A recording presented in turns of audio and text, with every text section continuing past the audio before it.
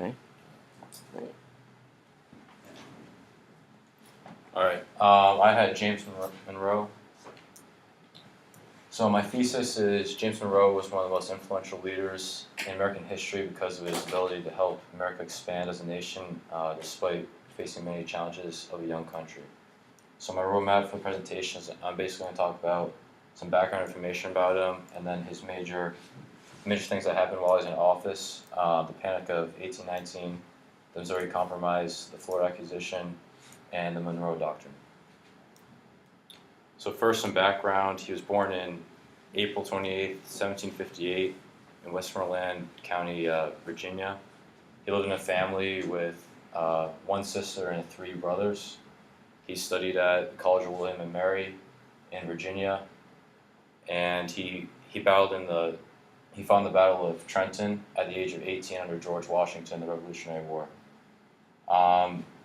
He's the fifth president of the United States, and prior to becoming president, he had a strong political background. He was a U.S. Senator, and he was the governor of Virginia twice. And also, he was the last surviving founding father.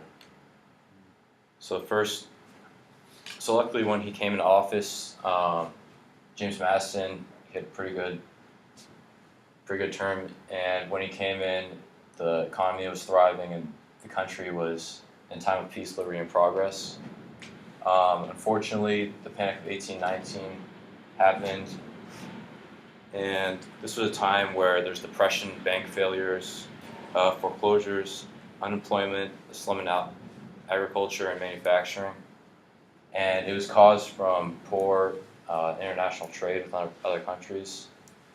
So the exportation of products produced in America dropped, and the price of foreign objects increased, so it was harder to trade with foreign countries. Another cause of the panic was when people were beginning to move out west and expand, banks would lend them lots of money to start farms and other businesses, and these people were unable to pay the banks back, and they're left in huge debts. And basically, tons of Americans were arrested and put into jail for being in debt, and jails became overpopulated. The next thing that happened is the Florida Acquisition. It's also known as the Adams-Onis Treaty. So basically, at this time, Spain was owned by Florida, and Florida expanded from what Florida is now all the way to like southern Mississippi and Alabama. So during 1819, Spain was attacked by Napoleon and the French. So they were left weak and vulnerable back in America, and especially in the western side because their main focus was on the East Coast. Many Americans began to settle in western Florida, and they began to overtake it. So America figured just to try to buy and take over Florida. So America bought Florida, and this treaty is just basically Spain ceding Florida to America, and they developed a concrete borderline on the west coast for what America is to Spain. You can see right here, this is what the Florida that they acquired from Spain, and this is the new defined line between Spain and America.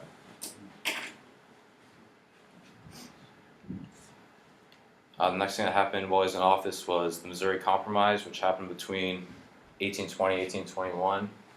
A major problem in America at this time was slavery, and Congress, they wanted it to be equal. They didn't want to have the sway either like for or against slavery, so their main point was to maintain balance between slavery and non-slavery states. So prior to the Missouri Compromise, there were 22 states. 11 were free states and 11 were slave states. So after the Louisiana Purchase, Missouri wanted to become an independent state, and Congress didn't know whether to make them free or a slave state. And since they're in the majority of the southern states were slave states, and since they were southern, they want to make Missouri a slave state. So they decided to make Maine an independent state to keep the balance of states, and they made them a free state.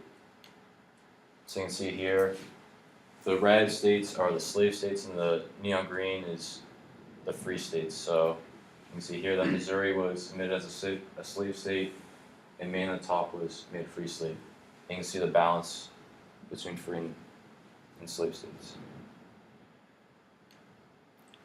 All right, and finally is the Monroe Doctrine, and this was basically just a doctrine made out of fear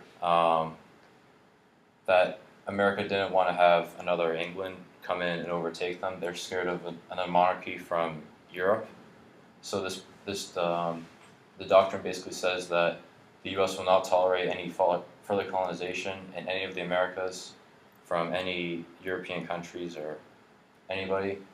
And America had a pretty weak navy, so they weren't really able to enforce it. But the British were their allies and were able to help them because America was one of their main forms of trading and really helped their economy. So the British had a very strong navy at the time, and they were able to patrol the seas and protect America to save their economy and keep trade alive with America.